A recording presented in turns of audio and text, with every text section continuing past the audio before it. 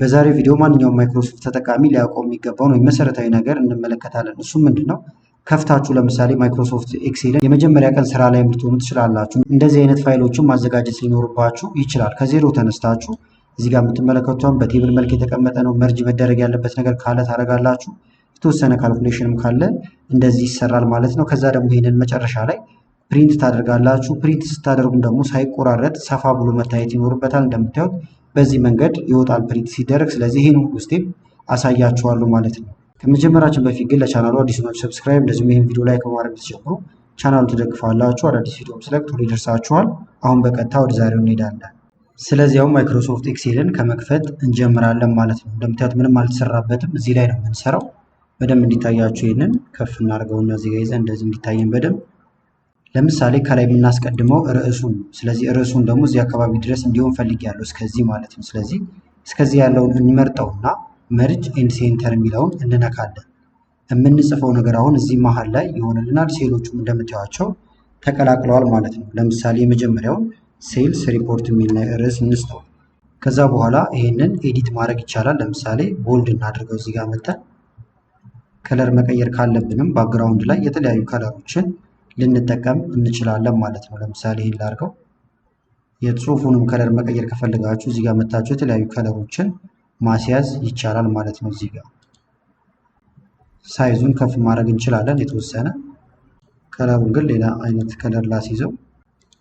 እዚህ ጋር ደግሞ ሄደሮቹን ወይም ደግሞ መዘርዘር ያለባቸውን ነገሮች እንዘረዝራለን። ለምሳሌ መጀመሪያው ላይ ተራ ቁጥር የምንጽፍበት ከሆነ ነምበር ልንለው እንችላለን። እዚህ ጋር ስም ዝርዝር የምንጽፍ ከሆነ እንደዚህ ክሊክ እያደረጋችሁ ወይም ደግሞ ታብ እየነካችሁ ወደ ጎን መሄድ ይቻላል። ኢንተር ስትነኩ ወደ ታች ነው የሚሄደው። ስለዚህ እዚህ ጋር ደግሞ ፕሮዳክት ይኖር። ለምሳሌ ፕሮዳክት፣ እዚህ ጋር ኳንቲቲ ወይም ደግሞ ብዛቱ ቢኖር ኳንቲቲ ብለን ባጭሩ መጻፍ እንችላለን። ፕራይስ ደግሞ እዚህ ጋር ይቀመጥ። ለምሳሌ የአንዱ ዋጋ። ቶታል ካስፈለገ እዚህ ጋር እናስገባለን። ስለዚህ ቶታል። አሁን ይህንን ሴንተር እናድርገው እዚህ ጋር ስለተጠቀምን። ስለዚህ እስከዚህ ሳብ እናድርገውና እንደዚህ መርጅ ኤንድ ሴንተር ማለት ይቻላል። በድጋሚ ስትነኩት እንደዚህ ይገባላችኋል። ይህም ሄዲንግ ስለሆነ የተወሰነ ኤዲት መደረግ ይኖርበታል። ስለዚህ ቦልድ እናድርገው ጎላ ብሎ እንዲታይ። አሁን ፎንቱን የተወሰነ ጨምረው ከ14 እስከ 16 ባለው ማድረግ እንችላለን። ይሄኛው ግን የተወሰነ ከፍ ማለት አለበት፣ ቅደም ተከተሉን የጠበቀ እንዲሁም ማለት ነው። አላይመንቱም ሴንተር እናድርገው ወይም መሀል ላይ እንዲሆን። አላይመንት እዚህ ጋር አለ። ከዛ እዚህ ጋር መታችሁ ሴንተር አላይን ይላል። ይሄን ስትነኩ ጽሁፎቹ እንደምታዩቸው ሴንተር ይሆናል ወይም መሀል ላይ ይቀመጣሉ። ከለር ካስፈለገም እንደዚህ እንምረጠውና እዚህ ጋር መተን ቀለል ያለ አይነት ከለር ከጀርባ ልናደርግ እንችላለን። ለምሳሌ ይሄን ላድርገው እንደዚህ። ከዛ ዝርዝሮቹን እዚህ ጋር እንቀጥላለን። ለምሳሌ 1 2 እያለ የምቀጥል ከሆነ እንደዚህ አድርገን መጎተት ይቻላል። እንደዚህ የምናደርገው ለምሳሌ እስከዚህ። ስም ዝርዝራቸውን ደግሞ እዚህ ጋር አስገባለሁ። ሳምፕል ስሞች ስለሆኑ ላስገባበት ዝም ብዬ ጆን፣ ሳራ እያለ ይቀጥል። ፕሮዳክት ወይም ደግሞ እዚህ ጋር የሸጡት ነገር ለምሳሌ ፔን፣ ቡክ፣ ብዛት ወይም ኳንቲቲ 10 ላድርገው። ይህን 5። ፕራይሱን ለምሳሌ እዚህ ጋር 2 ልበለው። በዶላር በተለያየ ነገር ሊሆን ይችላል። እነዚህ ሳምፕል ቁጥሮች ናቸው እንዳልኳችሁ 10 ላድርገው። ይህን ደግሞ እንደዚህ እያለን እንሞላዋለን። ለምሳሌ እንደዚህ እስከታች ያለው ሞልቼዋለሁ ማለት ነው። እዚህ ጋር ደግሞ ቶታል ብናስቀምጥ ለምሳሌ ኳንቲቲው አለ፣ በፕራይሱ ብናባዛው እኩል ይሆናል። እዚህ ጋር ያለው ቁጥር ሲባዛ ወይም ኮኮብ መንካት ትችላላችሁ። በዚህ ስለሆነ እዚህ ላይ ክሊክ ኢንተር ስንል መልሱ እንደዚህ ይቀመጣል። የሌሎቹንም እንዲሰራልን እዚህ ጋር መተን ወተት እናደርገዋለን። ከዛ በኋላ ቴብል እናስገባለን። ቴብል ለማስገባት ለምሳሌ ከዚህ እንጀምርና የላኛውን ይህንን አልመረጥኩትም። ቀጥታ ኢንሰርት ትላላችሁ። ከዛ ቴብል የሚል አለ። የተለያዩ ቴብል ስታይሎችን እንመርጣለን። መጀመሪያ ይሄንን እንካውና ማይ ቴብላስ ሄደር እንለዋለን። ወይም ከላይ ያሉት እነዚህ ሄደሮች ስለሆኑ ኦኬ እንላለን። እንደምታዩት ወደ ቴብል ተቀየረልን። ከዛ የተለያዩ ቴብል ስታይሎችን እዚህ ጋር ያሉትን መጠቀም ትችላላችሁ ማለት ነው። ለምሳሌ ይህንን አደረኩት። ቴብል ካደረጋችሁ በኋላ ደግሞ ለምሳሌ ቦርደርን ማድረግ ይቻላል ማለት ነው። ለምሳሌ ልመልሰውና ቴብሉ ባይኖር መጀመሪያ ቦርደሩን ላስገባላችሁ ግልጽ እንዲሆን በደንብ ይሄን ልምረጠው። ከዛ እዚህ ጋር ሆም የሚል አለ። በመቀጠል ቦርደር እዚህ ጋር አለላችሁ። ይሄን ትነኩና ኦል ቦርደርስ ይላል። ይሄን ስነኩ ዙሪያውን እንደምታዩት ቦርደር ይገባል ማለት ነው። ስራችሁን ስትቀጥሉ ለምሳሌ ካልኩሌሽኑም አብሮ እንዲቀጥልላችሁ የምትፈልጉ ከሆነ ደግሞ ቴብል ማስገባት ይቻላል እዚሁ ቦርደሩ ላይ ማለት ነው። ለምሳሌ ይሄን ልምረጠው። ከዛ በኋላ ኢንሰርት ቴብል ኦኬ እንላለን። የተለያዩ ቴብል ስታይሎችን መምረጥ ይቻላል። ቦርደሩም ቴብሉም አብረው ይሄዳሉ እንደምትመለከቱት ማለት ነው። እዚህ ውስጥም ገብታችሁ የተለያዩ ቴብል ስታይሎችን መምረጥ ትችላላችሁ። ለምሳሌ ይሄኛውን ላድርገው።